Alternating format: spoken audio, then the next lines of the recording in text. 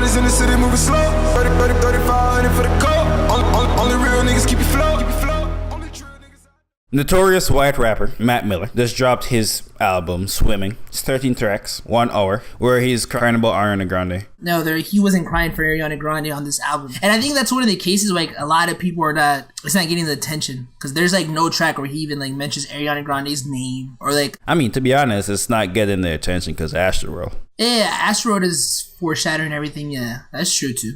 And Mac Miller is also washed up. Mac Miller's washed up. I mean, compared to what he was at one point, yeah. Because Mac Miller was one of like the guys for the internet, you know, that came out like from the internet. He was the first independent artist in 15 years to have a #1 album in the country that was independent. Like that's the ceiling Mac Miller was on. You know, he sold over 150,000 with Blue Side Park. He dropped Watching Movies with the Sound Off, which is crazy because he got foreshadowed, like foreshadowed. Well, this was a foreshadowing because it happened to him again. But he got overshadowed in that moment because he dropped with Kanye West when he dropped Yeezus. And then J. Cole dropped Born Sinner. So it was like the 3rd album on the list. And now him dropping Swimming, YG's coming, Astroworld's coming. But I don't think YG's a problem for this album. I think it's just Astroworld. Astroworld is that big. It's like, fuck. So what do you think about this album? Is it as good as Watching Movies with the Sound Off? Because that's my favorite Mac Miller album. That's a tough one. That's a tough one because it's like if you fuck with Mac Miller, like rapping, like his rapping ability, and like, yo, he's an actual rapper. Because he has Jay Electronica on Watching Movies with the Sound Off. He has Ab-Soul, Schoolboy Q. He's like rapping with them. So, and then on this one, it's more like funk, jazz, him singing. Yeah, he raps. He raps for approximately 2 minutes on this 1 hour album. Yeah. And it's like he even has a J. Cole beat, but it's like even that, I guess he's kind of rapping, but it's just not. It's not hidden. There ain't no bars to talk about. Yeah, there ain't no bars. He dropped the video of him rapping for like 7 minutes. I think he did that. It's like, yo, I'm still rapping out here. I just didn't feel like dropping that type of album. He said he hasn't listened to the radio since he's been gone. He said when he got on the airport, when it was promotion time for the album, it's the first time he heard Despacito. And I'm like, that's crazy. That's a big record. He's like, I don't know what the sound is. He's like, I just went and recorded what I wanted to. And that's what makes albums timeless, when you're not like formulating what the sound is. You're going out and you're just creating this music. And sometimes it can be trash, sometimes it can be good. And in this case, it's really good, you know? I listened to this album. It was actually surprisingly good. I went in expecting to hear at least some rap. I didn't. Like, I'm more of a rap guy.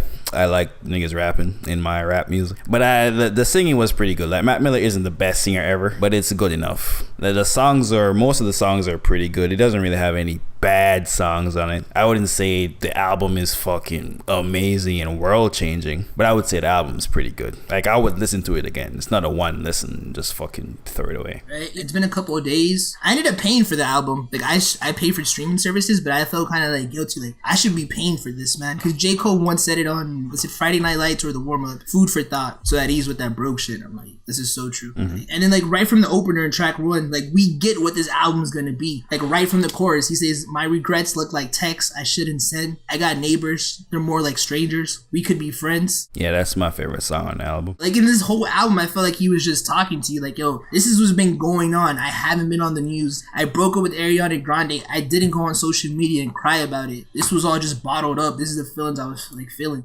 It's not one of these records like where it's like, yo, I'm fucking depressed. No disrespect to like Juice WRLD or was it Zan? Little Zan? Diego? Little Zan. They'd be like, yo, drugs don't take you. Like they're so depressed, but they keep taking drugs. But they're not showing their growth. It's like, yeah, you have a drug problem, but like, what are you doing to get better? And this whole album, Mac Miller's just going through the motion. He's taking us on this ride, and the production's changing, and it's just like, man, bro. I don't know. That's what just makes the album so good, you know? So what are the songs that everyone should be listening to from this album? The highlight record for me would be track 6, Wings. That's just like, it's like he's talking to you. Like he's just a friend and he's talking to you and he's telling you about his problems. And it's like, fuck. I went to the Reddit forums too, and a lot of people talked about Wings as well. But Wings is definitely one of those records.